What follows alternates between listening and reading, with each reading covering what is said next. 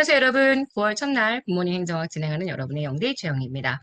자, 우리 오늘 8주차 5번부터 8번까지의 내용들 볼 거고요. 아마 공부하면서 좀 어려워하셨던 통합재정이라든지 예산의 종류라든지 이런 거 오늘 같이 한번 정리할 수 있을 테니까 여러분이 잘 정리해서 파악을 해주시면 됩니다.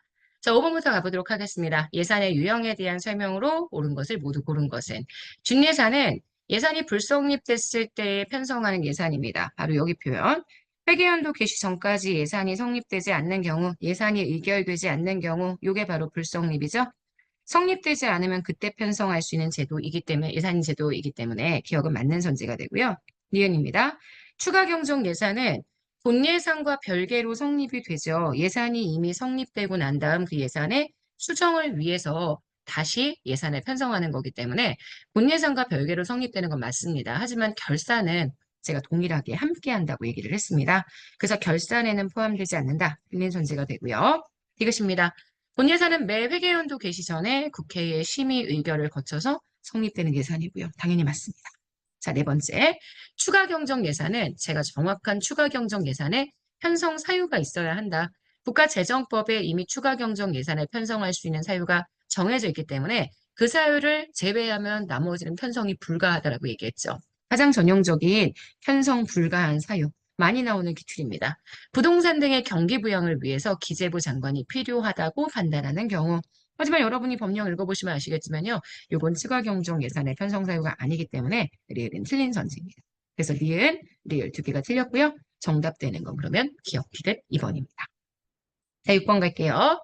정부 예산 종류에 대한 설명으로 옳지 않은 것. 기금은 제가 법정 예산으로 안 넣는 이유에 대해서 얘기했잖아요. 기금은 기금 운용 계획안이 있어도 그 계획안의 특정 퍼센트를 초과하는 데에 대해서만 국회 의결을 받고요. 그 안에서는 자유로운 융통이 가능했다라고 말씀을 드렸기 때문에 예산의 일반적인 원칙들, 예산 원칙의 일반적인 제약으로부터 상대적으로 좀 벗어나서 가장 탄력적으로 운영될 수 있는 그러한 제도이다라고 말씀을 드렸습니다.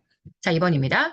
특별회계 예산은 국가의 회계 중에 특정한 세입으로 특정한 세출을 충당하기 위한 예산. 요거는 우리가 어제 봤었던 내용입니다.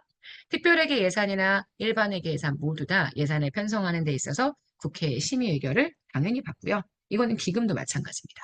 기금이 예산에 해당하지는 않지만 기금 운용 계획안에 대한 심의 의결이 필요하기 때문에 3번 X가 되고요. 4번 기금은 예산의 통일성의 원칙에 예외가 되죠. 목수특기입니다.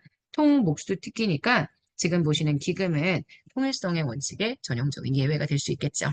그래서 문제에 옳지 않은 선지는 지금 보시는 것처럼 3번입니다. 자, 7번 갈게요. 자, 우리나라의 재정과 예산제도에 대한 설명으로 옳은 것. 자, 조세지출 예산제도는 조세지출의 투명성, 항구성, 지속성을 제고한다. 조세지출을 예산으로 관리하는 제도가 조세지출 예산이죠. 그래서 조세지출 예산을 만약에 하게 된다면 조세지출을 예전보다 예산으로 관리하기 때문에 투명성은 확실히 커질 수 있다는 특징이 있습니다. 하지만 조세가 법률인 것처럼 조세 법률주의에 따라서 조세 지출 역시 법률이기 때문에 이 조세 지출이 가지고 있는 항구성과 지속성은요, 계속 유지가 되죠. 물론 조세 지출을 예산으로 관리하기 시작하면서 잘못된 조세 지출이 있다. 그러면 그걸 법률 개정을 통해서 바꿀 수 있다는 측면도 있습니다. 그래서 항구성과 지속성을 조세 지출 예산 제도가 제고한다라고 얘기하기는 정말 어려울 거고요. 조세 지출 예산 제도를 잘 쓰면 항구성과 지속성은 좀 떨어질 수 있지만 사실 법률이기 때문에 조세 지출 역시 법률이기 때문에 항구성과 지속성이 많이 떨어지기는 쉽지 않다. 이 정도로 정리해 주시면 될 것 같습니다. 말이 어렵네요. 일단 다른 것보다 투명성은 증가할 수 있다. 하지만 항구성과 지속성은 정확하게 알 수가 없다. 이 정도로 생각해 주시면 됩니다. 그래서 1번 틀렸고요. 2번 성인지 예산은 기획재정부 장관이 중앙관서의 장과 협의해서 작성한 기준이다라고 얘기를 하고 있는데 정말 말도 안 되죠. 우리가 이야기하는 성인지 예산은 일단 기재부와 여가부 이렇게 두 기관이 협의해서 작성한 기준을 제시한 작성 기준을 통해서요. 각 중앙관서의 장이 작성을 하기 때문에 여기 있는 여가부 장관과 각 중앙관서의 장 두 개의 표현을 바꿔주면 될 것 같습니다. 3번입니다. 통합재정은 일반에게 특별에게 기금을 모두 포괄하고요. 재정이 국민경제에 미치는 효과를 효과적으로 파악하게 만들어줍니다. 그래서 3번 맞고요. 4번입니다. 예비타당성 조사는 일단 정말 큰 사업, 전체 총 사업 규모가 500억인데 그중에서 국가재정 지원 규모가 300억 이상인 사업들, 그 사업에 대해서 진행이 되는 거고요. 대규모의 건설 사업, 정보 사업, 연구 개발 사업, 그리고 거기에 교육이나 보건이나 환경 분야까지 포함시켜서 적용하고 있기 때문에 아직 적용하고 있지 않다. 요거는 틀린 선지가 되겠죠. 그래서 문제의 정답이 되는 건 3번입니다. 그래서 마지막엔 통합재정 내용을 한번 골라봤습니다. 통합재정 굉장히 어렵게 생각하시는데요. 네, 어렵게 생각하실 필요가 없습니다. 일단 우리나라의 통합재정이에요. 국가 예산을 세입, 세출, 총계가 아니죠. 내부 거래와 보존 거래를 제외한 순계의 개념으로 파악을 합니다. 그래서 재정이 가지고 있는 건전성이 얼마나 되느냐, 국가 전체의 재정 규모가 얼마나 되느냐 이런 것들을 확인할 수가 있고요. 2번, 일반회계와 특별회계 기금까지 모두 포함을 하죠. 하지만 우리나라 국가재정법 시행령에서는 이 금융성 기금은 통합재정에 포함시키지 않는다라고 규정하고 있어서요.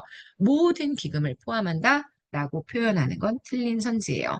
세입세출 외의 자금을 포함하는 건 맞습니다. 그래서 일반회계, 특별회계, 기금, 세입세출 외의 자금들을 포함하고 내부 거래와 보존 거래를 제외한 순계의 개념으로 파악한다. 하지만 금융성 기금의 경우에는 포함시키지 않는다.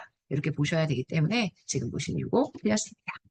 자, 통합재정 기관 범위에 공공기관 일부 들어가죠. 아시겠지만 공공기관에 금융적인 성격과 비금융적인 성격 둘을 나누고요.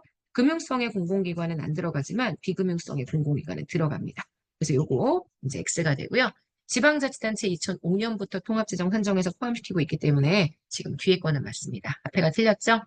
자, 정부 재정의 전체적인 규모를 파악해서 재정이 국민 경제에 미치는 영향을 효과적으로 파악하는 제도.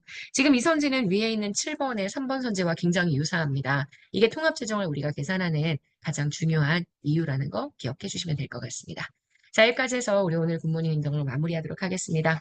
9월 정말 잘 시작하셨으면 좋겠고요. 우리는 또 내일 아침에 뵙도록 하겠습니다. 오늘 하루도 여러분 거예요. 내일 아침에 만나요. 안녕.